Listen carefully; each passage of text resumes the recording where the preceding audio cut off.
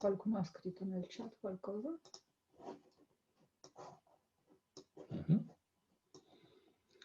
Adesso risposto, aspetta. Okay.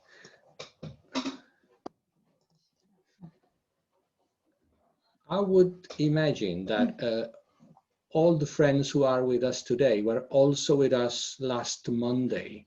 So maybe we don't need a very extensive recap, but just a very short, let's say, exploration of what we said, just to have a bit of context to start from. Also for the benefit of those who will watch the recording later on. So as we normally say, the story so far, what are we, what is the point where we're starting from? Well, not last week, but at the beginning of this week on Monday, we talked about the introduction to the astral world. Not because we spend most of our time being conscious in the astral world. It's not really our habit to be there all the time, but we did have some experiences here and there, enough to start and draw a sort of map of what it is and what it can mean for us. So that's why we decided to have this conversation, which has now become a double conversation, because this is so meaningful and so powerful when we have an experience there. It tends to be unforgettable and may open a completely new and important door into part of reality, which we normally don't even know that exists. And it can help us to receive information from directions that, again, are not part of our ordinary experience. We said that the astral world is most probably always interfering and interacting with us, even if we are in the physical body. In which form? Well, the astral world is the world of emotions and feelings. So we might say that the astral part of our being, you may think of our bodies as the Russian matryoshka, like several bodies inside one another. So at some point there is a part of us which is in charge of emotions, so to speak. We may call that the astral body, and that part is always with us.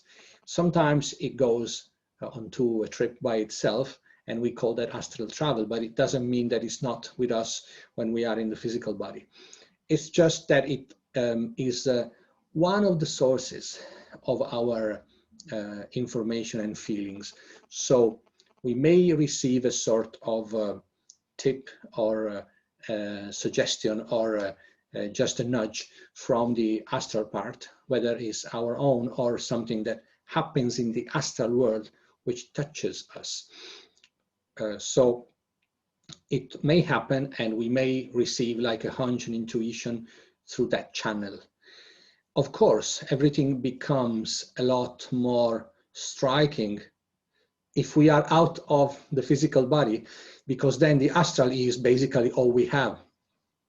So at that point, thoughts, feelings, ideas, they become plastic objects which interact with us in a much more clear and striking way. So, as our friend said before, I think that my food has arrived at the restaurant and the food materializes. So there is a very quick cause and effect, because we are in a dimension where there are fewer, let's say, laws to obey, or there is less inertia to overcome. So if you push something gently, that is enough to set it in motion, so to speak.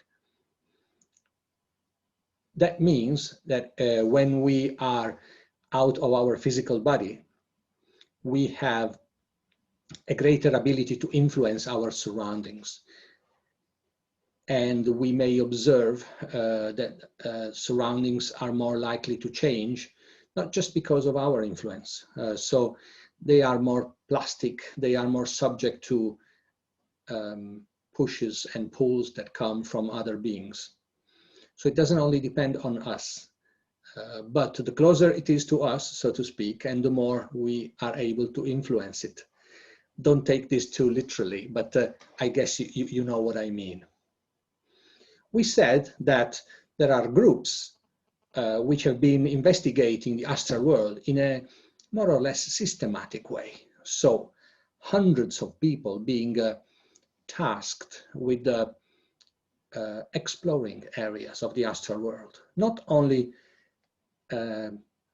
changing place, but also changing time, forward and backwards, going to the future, going into the past, or exploring areas of the universe which don't have a physical counterpart. So if I find myself out of the body and I float, I orbit our Earth, I know that Earth also has a physicality. So if I return to my body, the Earth will be there. Just I will see its physical body instead of the astral one. But I may choose to use my astral travel to visit a place that doesn't have a physical counterpart, or to talk with a being which doesn't have a physical body. In that case, I'm really beyond the possibilities which are normally open to us when we are in the physical body. That's why the astral travel is such an inspiring source of experiences, not just information. Information seems too little to describe that. I would say experience, because that's something that will really strike our hearts with its power, and we will be able to maybe change the course of our lives in an important way after a certain astral experience. We talked about those groups, I said. The overall impression is that if you feel like traveling in the astral world, it doesn't pose a significant threat to you. That doesn't mean that everybody will want to do that or has to do that. But certainly it means that those who have been part of these projects haven't suffered any damage because of that. So that is encouraging if you feel like doing that. If you don't, there's no reason why you should do that. So this time, I'd like to talk about a different part of it, which is supposing I want to do that. How do I go about it? We mentioned something last week, which is one of the, say, families of methods which are open to us. So let's start from that. We said we can train ourselves to check our reality in a way that if something is seemingly out of place, like we see a crocodile walking in our living room, or we see something that is like a person who passed away several years ago. So these are things that are obviously not possible in the physical world, or very unlikely. They should be triggering in us this feeling that, oh, maybe this is a dream. So we want to run a check, and reality checks may come in various forms and flavors. One, for example, is pull your finger, see if that becomes longer. Another one is do a little jump and see if you float. You may also be in company of other people and you don't want to do something very strange. Still, you can do things. For example, have a look at your watch. Is the time stable and fixed, or it's changing when you look? Because one of the typical things in the astral world is that what is written tends to change under your look, so it's not stable. It is like an evolving thing. So you may invent several of these little checks. You may try to poke your finger through the wall, because in the astral world, if you want, you can go through matter. And if any of these checks turns out to be positive, then you know you are in the astral, and then you may decide to do something. What is that something? We will comment a bit later, but let's say that marks a before and an after. So the moment you realize you are in the astral and you have a sort of little shock, then you become the director of the movie, not just an actor following a script. So this is one of the so-called indirect methods, because you train in this method when you are living your everyday life. And this will somehow get you used to running the same check when you are inside the dream. So by the force of creating a habit, or we might say a thought form, you may end up running this check when you really are in a dream, and then trigger that moment of awakening. So this doesn't require you to do anything when you are in your bed. You will do that during the day. Now, there are other classes of methods that you can use, and they are detailed in several books that you will find. They are called direct because you're trying to create a transition between the waking world and the astral world. In other words, getting out of your body because you are making an effort to do that. When we first approached the astral travel topic, we were told these methods, the family of methods that happens when you are in bed before sleeping. So you are then directed to try one of the several techniques. For example, you may concentrate your thoughts onto a single thought. Say a place you want to visit, and you think, I want to see the moon, I want to be on the moon. And then you keep this thought in your mind while you gradually drift into sleep. So if you can be focused enough, you may find yourself dreaming in the place that you have decided to go to. It doesn't have to be very outlandish. You may just want to go to the Caribbean or to visit an old friend of yours. But it can be really anywhere in the universe, or maybe in another universe. So don't worry, don't create limitations for yourself. Just keep focused and concentrated. Another method is to relax your body and wait for the body to be completely asleep while the mind is still awake. By the way, this is one of the techniques taught in the Gateway program created by Robert Monroe. In this way, there comes a moment when the body is no longer giving you stimuli. So your mind is somehow free from the constant tugging that the five senses create. So you don't feel an arm itching, or you don't have maybe a feeling of heat or cold. So if the body has become quiet and doesn't talk to your mind anymore, then the moorings are removed and your mind can more easily float to a different region.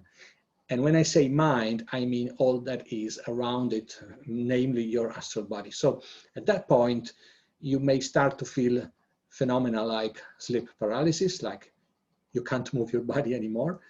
And that is a sign that you're very close to the transition. Or you may feel like buzzing, starting from the cerebellum here. That also is a sign that there is a sort of current which signals the decoupling of the astral body from the physical one. So different signs may happen, or you may go into the hypnagogic state where behind your closed eyelids, you may start seeing images. So all of these are signs that you're close enough to the exit from your body. So then you can try a technique to slip out. For example, unscrewing your astral body from the physical one, like you are exactly turning a screw. So try to move yourself without moving the body. Or you may try to float and imagine like a magnet on the ceiling of your room, and that is attracting you, or other things like that. In my experience, these methods, which need to happen before sleeping, are a lot harder to bring you to a result. Maybe because you're normally tired when you do that. So if you like these methods, make sure you have a good rest before, then you wake up, then you try them. If you do that when you are very tired at the end of the day, it's very difficult to find that they are useful for you. And one of those people who have studied this a lot, Michael Raduga, says this is sort of self-inflicted torture because you are forcing yourself to do something that your body refuses to do. Among the direct methods, there is then another group that, as far as I know, was only developed by Michael Raduga. He's a Russian investigator of out-of-the-body experiences.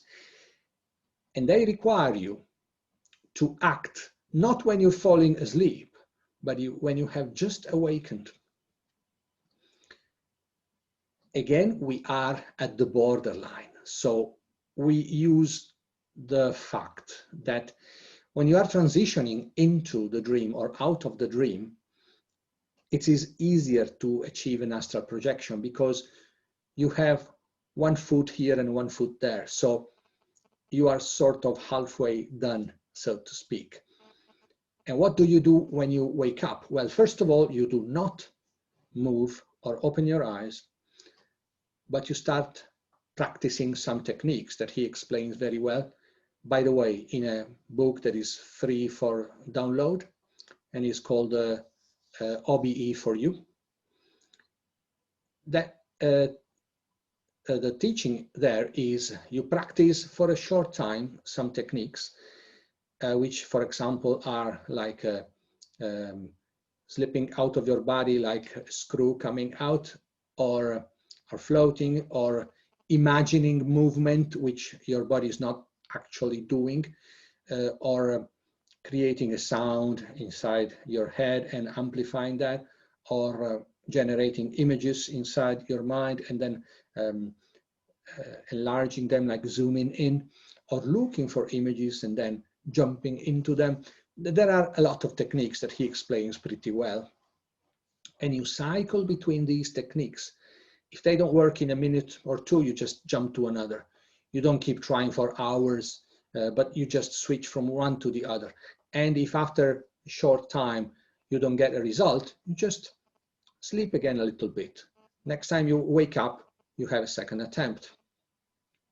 In my experience, this is a lot more effective and doesn't turn into a sort of a strenuous effort, but it becomes like a go, no go thing, which may quickly get you a result. This guy, who is from Russia, runs seminars that last for a weekend, and he's got very, very high rates of out-of-the-body experiences for people that have never got one. So it's not just my experience. I guess it's also the statistics that suggest that that is easily achieved with these methods that happen at just after awakening. By the way, if you want to remember your dreams, this is also useful. Not trying to get out of your body, but to not move when you wake up. So it takes a bit of training because normally the first impulse is to stretch your body, open your eyes, and start thinking of what you have to do in your upcoming day. But if you insist on this and tell yourself that you have to do it, after a while you will discover that you're able to not move when you wake up. And at that point, your dreams are still sort of floating around your mind. And it's a lot easier to recall them. And you may discover that you dream a lot, but you normally forget it. Being in touch with your dreams is an important step towards achieving an astral projection. Is sort of getting acquainted to the other world. It's like putting your feet in the water before you jump into the sea.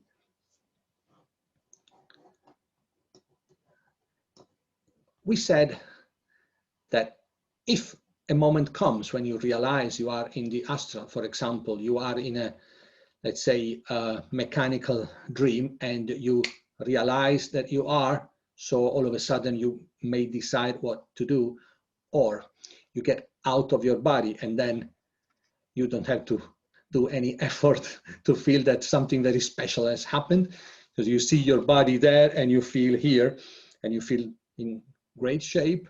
So there's no danger, but it's just a bit weird. So there comes the moment when you want to do something useful of this. And what do? Well, first of all, this is not the time to think about that. Ideally, you should have a program ready.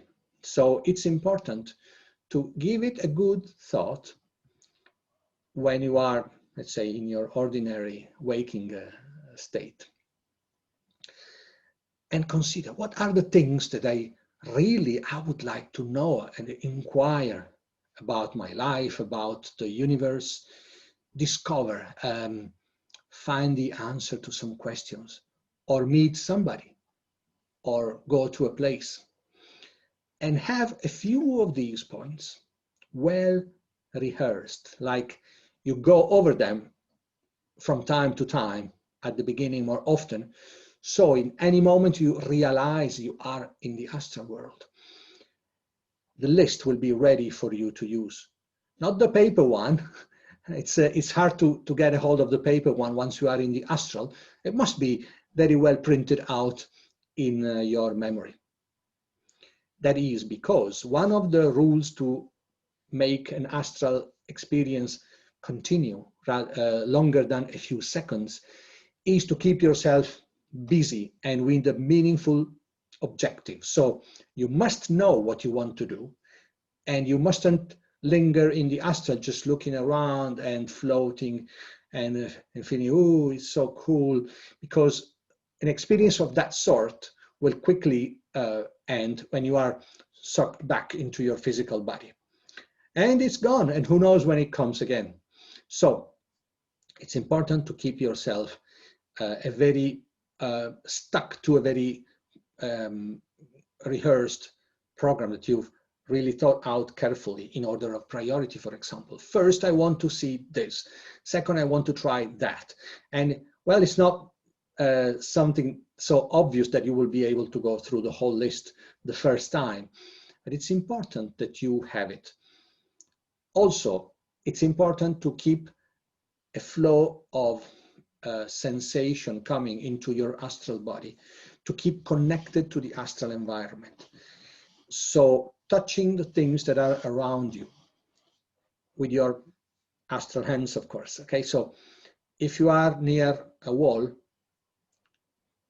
touch the wall, see the texture, make sure you keep your astral senses engaged. That will anchor you more easily.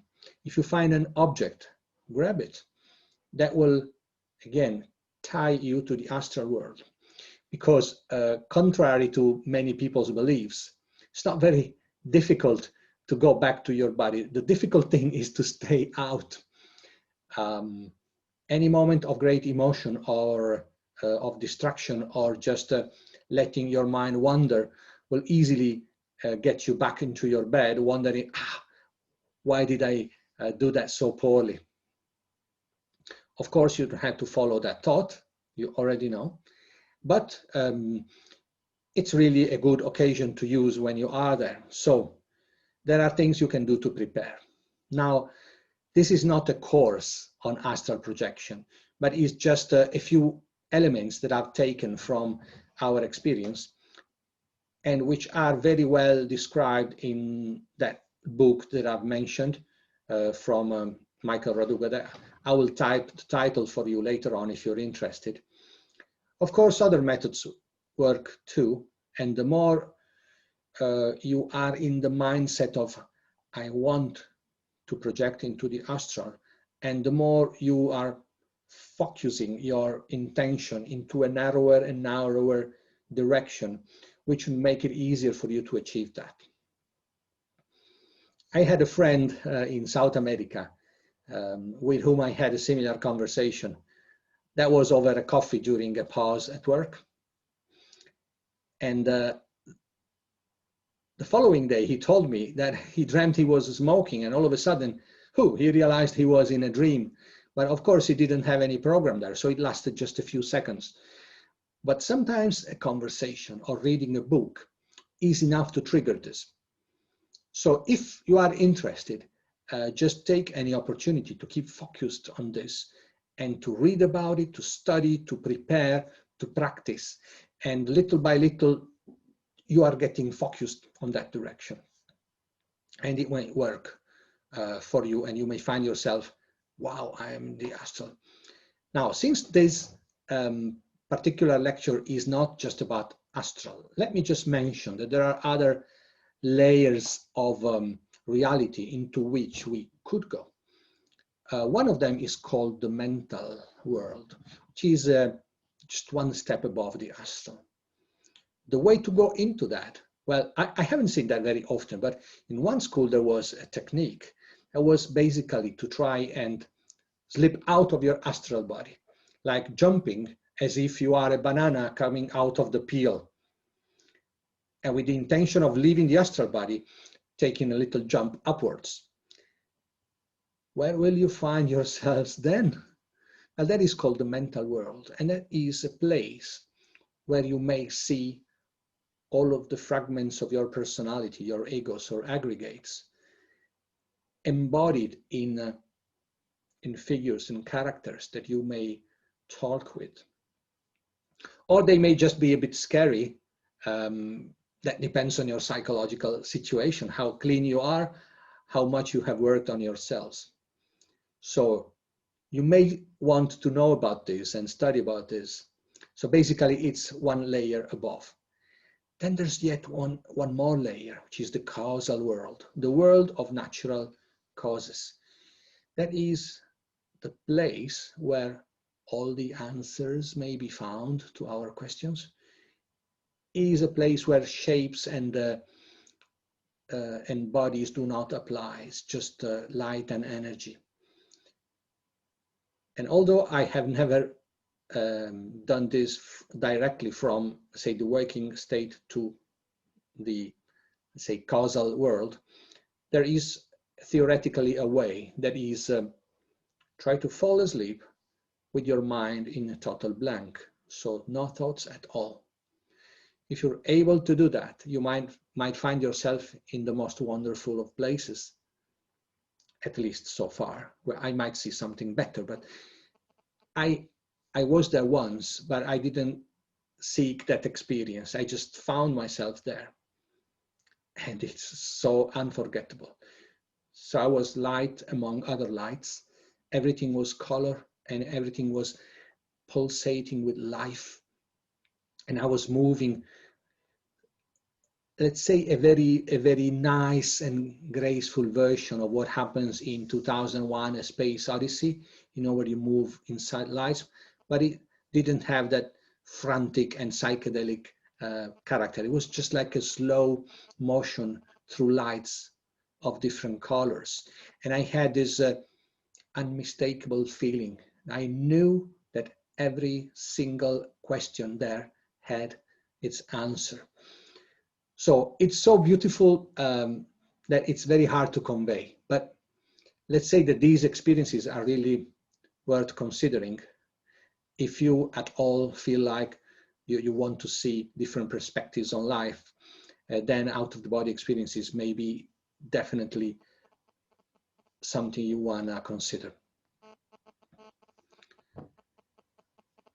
What can you find in the astral world, finally? So just a bit of a trailer for you to consider. Well, all that you have seen in your dreams lives there. So you already have quite a good idea of the catalog or the portfolio. But the fact that you transition from a mechanical dream, where you basically follow the mechanical patterns that always affect your mind, whether in the astral, whether out of the astral, to a situation where you are unbound, where you are free to choose, that marks a very important change. So what you may find is revelations about your own nature, answers about your deep questions, symbolic representations of your life condition and some problems that you're facing. The language of the astral world is mostly symbolic. We might say archetypic or archetypal. You know what I mean?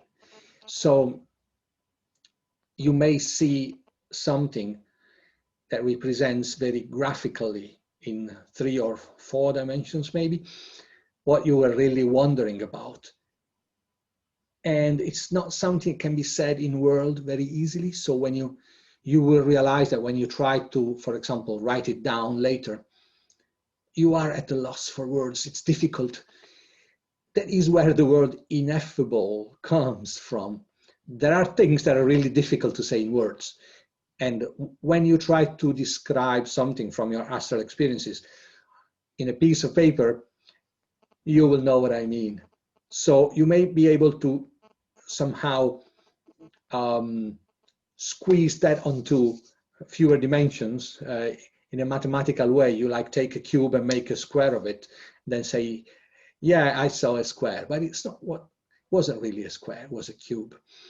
Anyway, you may discover symbolic things, and keep in mind that they may be like a tarot card or an ancient symbol that has several meanings, different layers of reading and understanding.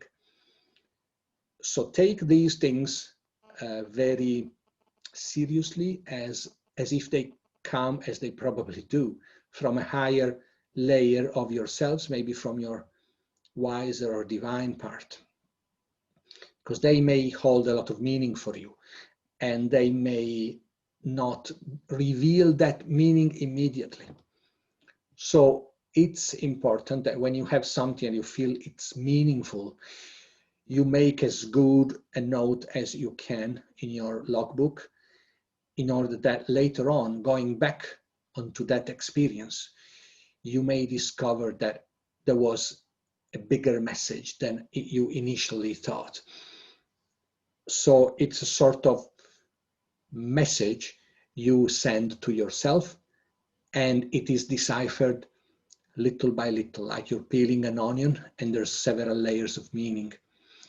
Don't consider that too trivially. It may hold a treasure, a wealth of information for you. Going back from the astral world, it's normally too easy. So, but if you really feel like you want to go back, just desire to be back, and that is enough.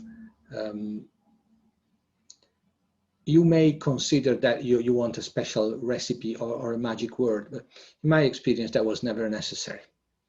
But again, I would say as a measure of caution, just to look for these experiences when you feel like you want that. Otherwise, normally the problem is staying there, as I said, not coming back. You may also discover that you share an astral experience with somebody else, then the next day you both know about it. So don't be surprised, because the astral world is a shared world. So it's not just your own little world. Now, seeing from your perspective, it is certainly centered around you. But in general, it's a shared area of the universe.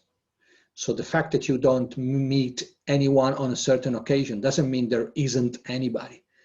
It just means that your vibration, your attitude is such that you are temporarily alone.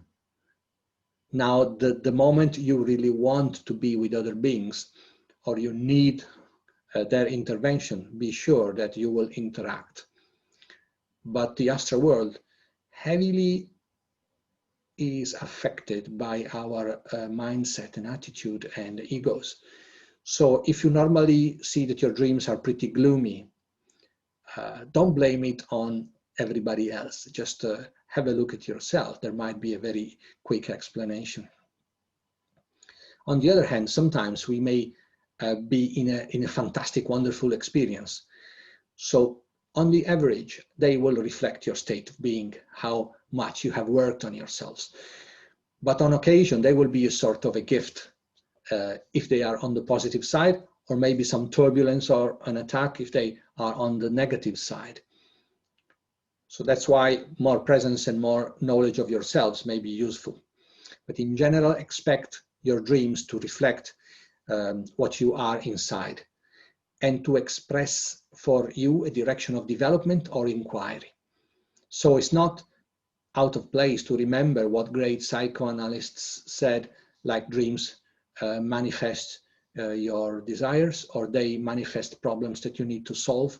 There is certainly a lot of truth in them. What they didn't say is that sometimes you may take control of them. Now we know, so we have an extra card to play in this game. I